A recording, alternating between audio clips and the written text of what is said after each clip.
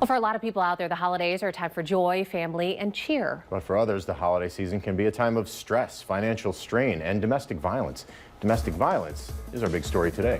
In fact, according to the nonprofit Shining Light in Darkness, one reason domestic violence increases during the holidays is due to all that stress that comes with buying gifts, attending parties, and hosting family gatherings. According to a study done by the National Domestic Violence Hotline, 65% of survivors say financial issues were a factor in their abusive relationship. From trying to afford gifts to splitting the cost of travel, money can be a major source of stress for a lot of people during the holidays. And when couples are already dealing with financial issues, that stress can quickly turn into a dangerous situation. Another reason why domestic violence rates go up during the Christmas holiday is because alcohol consumption increases. Studies find that alcohol was involved in 37% of domestic violence incidents that occurred on Christmas Day, New Year's Eve, and New Year's Day. According to the World Health Organization, domestic violence is on the rise around the world. In the United States, nearly 30% of women and 10% of men have experienced intimate partner violence. In Ohio, more than 100 Ohioans have died from domestic violence in 1 year. The Ohio Domestic Violence Network released its 9th annual fatality report in October. It combs through data from July of 2023 to the end of June of 2024, and it found 114 people, including 15 children and teenagers, died because of domestic violence in Ohio during that time period. At least 79 children lost a parent, and in 70% of these cases, guns were involved. Now survivors are speaking up, hoping to prevent more deaths like this from happening.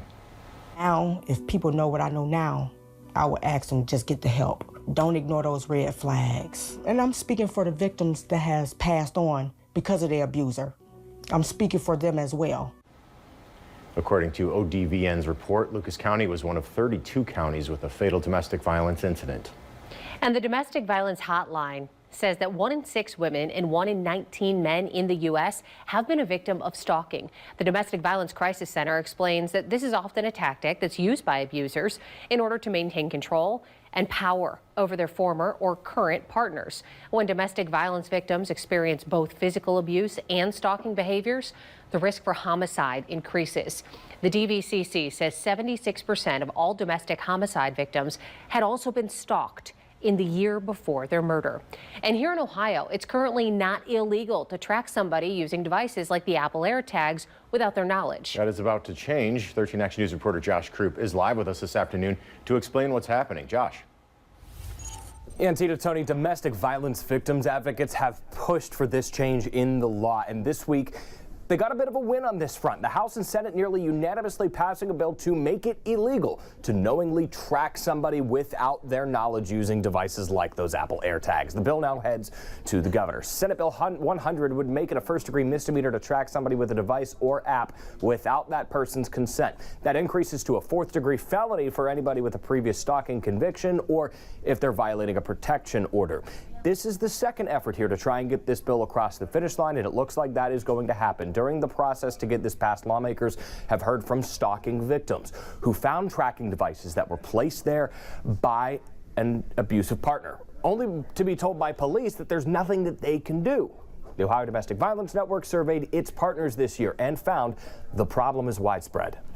97.5% of the folks in our programs have worked with survivors that are concerned, that they're suspecting that they're being subject to technology-facilitated stalking. And that's not the scary number, because the backside of that is 93% of those survivors have found a device.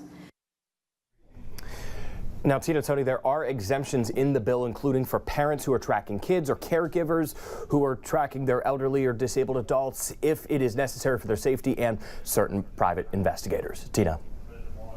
All right, thanks, Josh. When survivors decide to leave a domestic violence situation, it can be hard to find the resources needed to create that new life.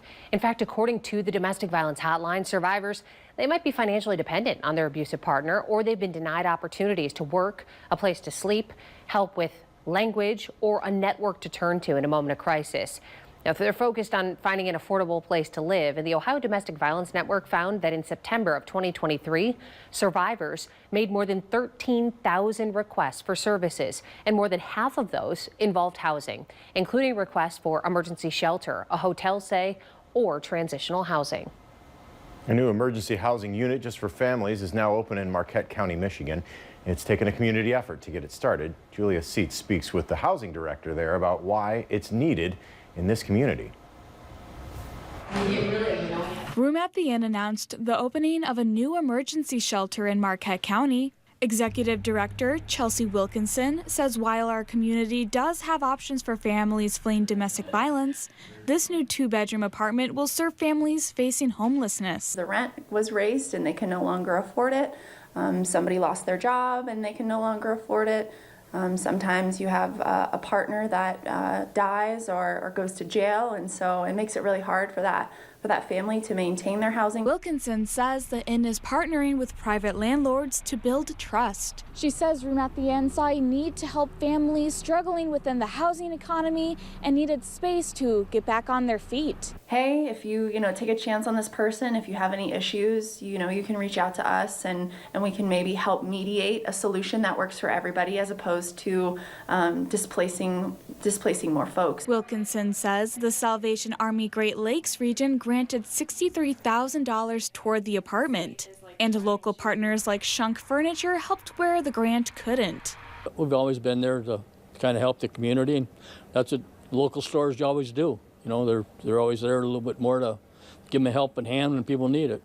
Owner Carl Shunk says his store donated mattresses and frames before a family moved in for Thanksgiving. No sense having an open room and no place to sit and no place to sleep, but I mean, what are you going to do? So they had to have beds, especially for children. You think about it, little kids got to have a good night's sleep. Wilkinson also encourages you to donate during the giving season. Julia Seitz, TV6 News, Marquette. Federal agencies are also working to create new resources to advance housing protections for survivors of domestic violence. The U.S. Department of Housing and Urban Development announced in February of last year it created a new Violence Against Women Act website to help survivors maintain housing. Under VAWA, applicants and tenants of certain HUD rental assistance programs may not be denied housing, evicted, or have their housing assistance terminated because they've experienced domestic violence. Plus, survivors can also access certain remedies, such as the ability to request an emergency transfer for safety reasons related to the violence. If you'd like to know more, we have a link on our website, 13abc.com.